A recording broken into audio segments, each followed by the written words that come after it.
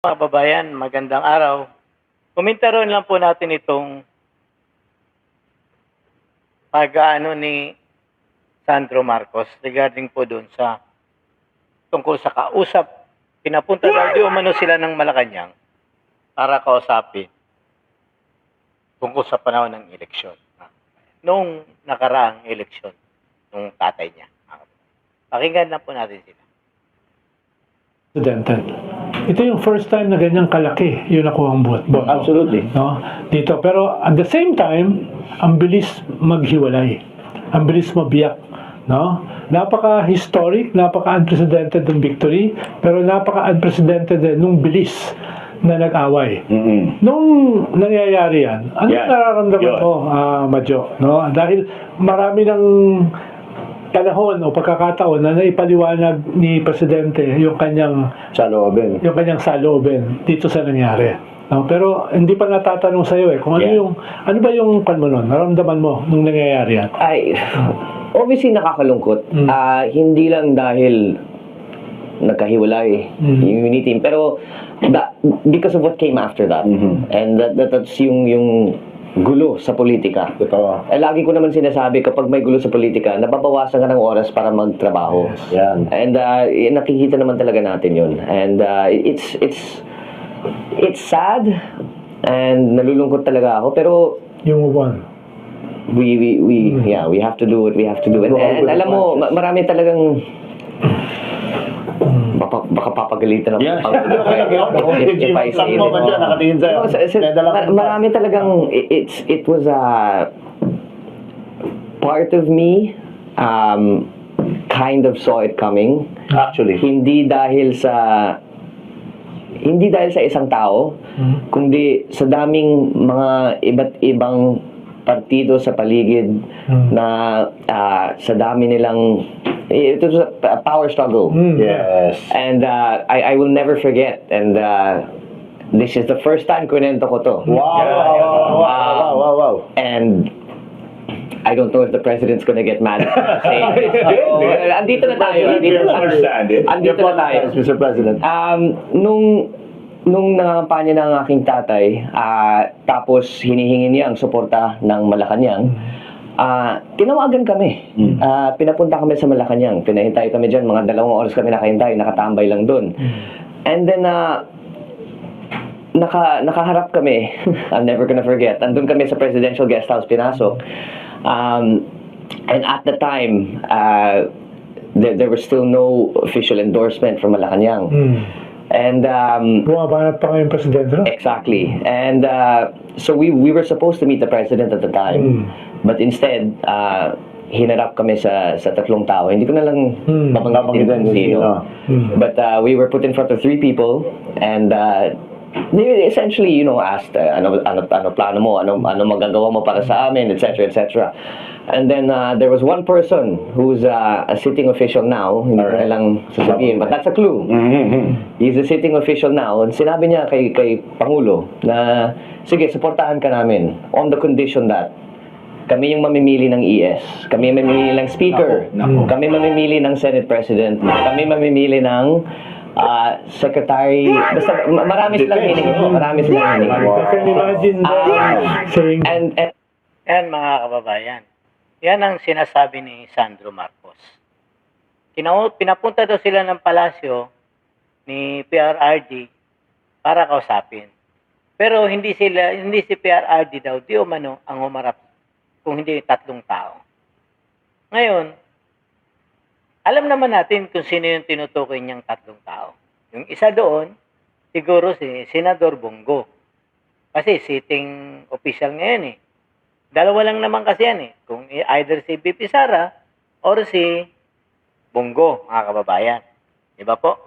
Pero, dapat kasi, kung talagang totoong nangyari yan, mga kababayan, dapat, sinabi niya kung sino-sino yung 3 na humarap sa kanila. Kasi ang sabi niya, hindi naman si PRRD ang humarap. Mayroon 3 tao lumapit sa kanila sa Presidential Guest House na 3 tao na kinausap sila na regarding doon sa AS, sa Speaker, at sa Senate President. Ngayon, kung maniniwala tayo rito, maniniwala lang ako dito sa kanya kung sasabihin niya kung sino yung tatlong tao na yon, mga kababayan. Di ba po? Kasi kung ililihim niya yan, hindi makakapag-react kung sino yung tao na yon. Pero ang alam ko, ang pinatutungkuyan niya si Bongo. Baka darating ang araw, talagang ito si Bongo, makakasuhan ito. Mga kababayan. Kung sa akin lang pong opinion yun. Kasi kung talagang nangyari ang pag-uusap na yan, na humingi sila ng kapalit sa suporta ni PRRD noong panahon ng eleksyon, ay sila ang magpipili ng speaker, sila pipili ng Senate President, at sila pipili ng ES. Kalukuhan po yan, mga kababayan. Saan ka makakita? Alam naman natin, binabatikos ni PRRD si BBM noong panahon ng eleksyon. Di ba po? Pero, bakit ipapatawag siya ni PRRD papuntang Malacanang? Di ba po? Hindi naman niya sinabi rito na nakausap nila ang presidente. Ang sinasabi niya lang dito, yung tatlong tao na sinasabi niya na hindi niya pinapangalanan. Pero dapat pangalanan niya para malaman natin lahat kung sino talaga yung tatlong tao na yan. Para yung tao naman na yun makasagot at matanong kung totoo bang nangyari ito, mga kababayan. Yun lang naman ang sa atin.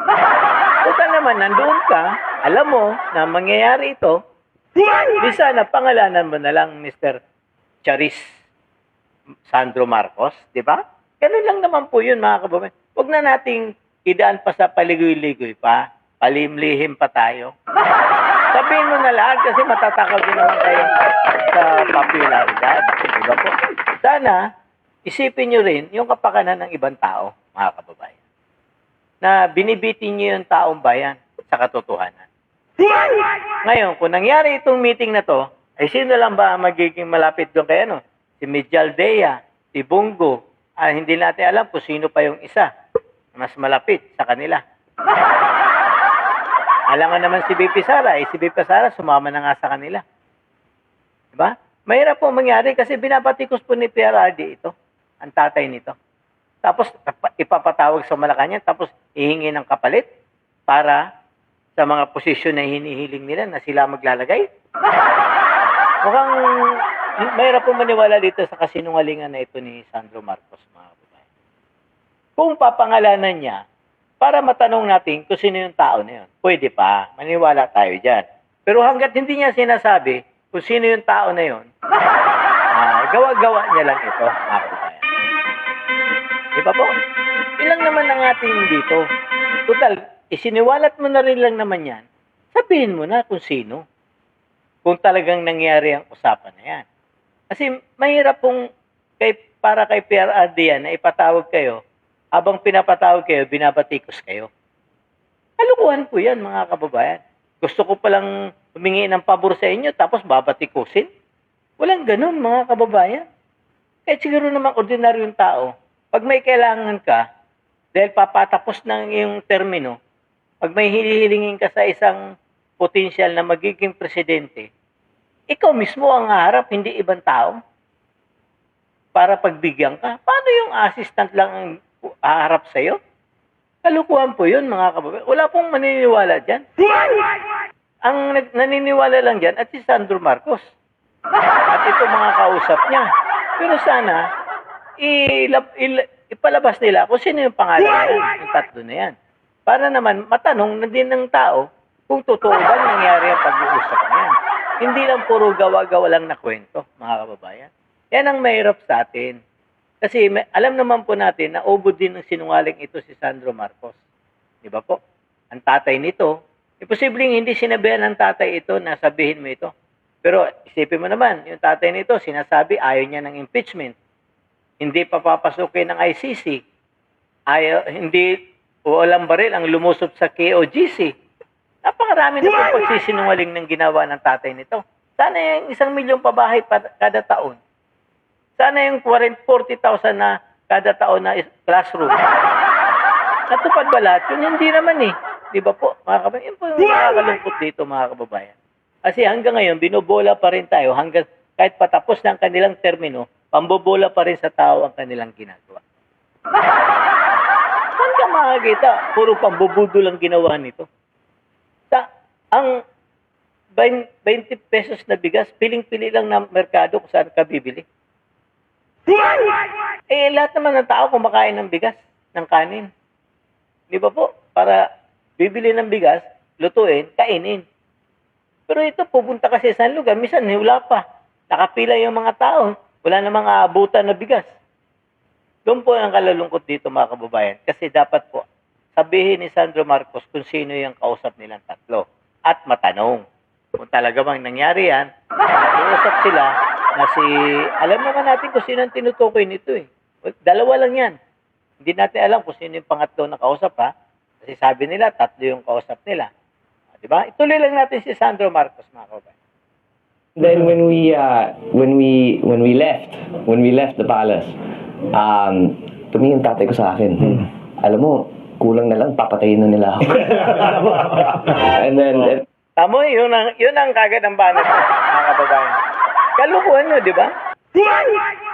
Sipin mo, hindi ka nga pumayag, tapos ang nasa isip mo, papatayin ka?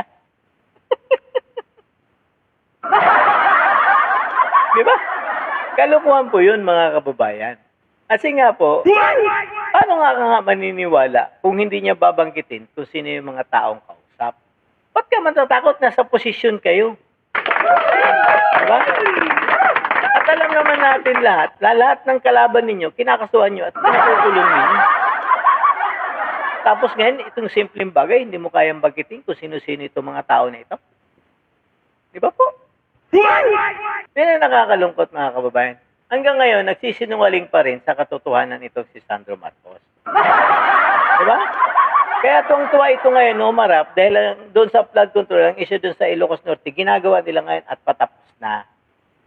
Para lang mapagtakpan ang kanilang problema doon sa flood control doon at sa mga tulay na ginagawa doon.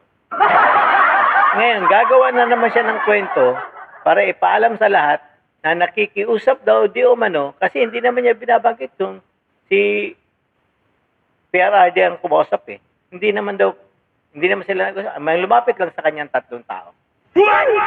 At sino yung 3 tao na yun? Diba po?